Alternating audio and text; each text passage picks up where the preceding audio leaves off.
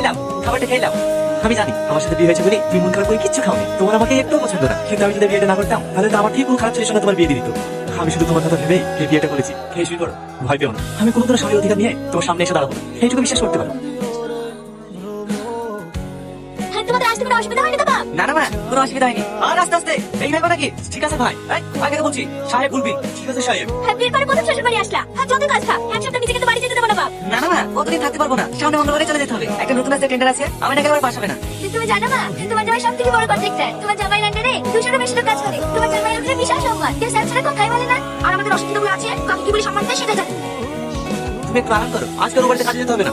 না না, ভাই আসবে, ভালো মতো খাবার করতে হবে, না গেলে হয়। ও আমি ম্যানেজ করে দেবো, এই অসুস্থ শরীরে আজ যেতে হবে না। কিন্তু আমার বদলে তুমি রান্না করবে নাকি? কেন আমি রান্না করতে পারি না নাকি?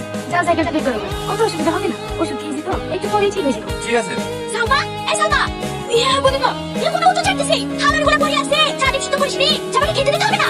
ইয়া মা, খাবারগুলো বেজে কথা হয়েছে, ওরা যে এখন 8টা বেজে গেছে, এখন তুমি থালারে মাছবা। অসুবিধা একটু খারাপ তো, তা আসতে একটু লেট হয়ে গেছে, আমি খালাটি রেখে দিছি। ঠিক আছে, 8 ঘন্টার মধ্যে যেন জামাই ঘরে সকালে নাস্তা পৌঁছে যায়। ঠিক আছে মা, যাও মা, তুমি আঁকা ধরো গা, আমি খালাটিগুলো মানছি। না না, তোমাকে মারতে হবে না, আমি মারছি। চুপ করো তো, তোমার পানি খেতে যেতে হবে না, এমনিতে অনেক সময় হচ্ছে আর পানি লাগবে। ওই ব্যাপারটা আমার কিছু বলিস? না, আর কোনো বলা হয়নি। বুঝতে পারছো না, আমার কালকে বেরোতে হবে, অর্ডারটা ক্যান্সেল করে 50 টাকা লস হয়ে যাবে। ঠিক আছে, তোমার কাম হয়ে যাক, আমি মাকে ডাকছি। অর্ডারটা বলছিল আমাদের জমি 15-20 বিঘা মতো হবে, ওরকম হবে নাকি? হ্যাঁ, ওই 12-13 বিঘা মতো হবে। এই সালমা, হ্যাঁ বোন, প্লেটগুলো নিয়ে যা। মিষ্টি তো ভাই খাই না, রেখে দেখা। আর শোন, যাস সময় আমাকে ডেকে দিয়ে যাস। ঠিক আছে, কিছু বলছি মা? হ্যাঁ, এইখানে বসো। তোমার জামাই একটা হাই রেটের টেন্ডার ধরেছি, সিকিউরিটি মানি সব 1 কোটি টাকা জমা করতে হবে। কাজ তুলতে পারলে 4-5 কোটি টাকা লাভ হবে। 50 লাখ টাকা মতো শর্ট পড়ছে, তুমি একটু ম্যানেজ করে দাও না মা। এত টাকা আমি তুমি পাবো? আমাদের 12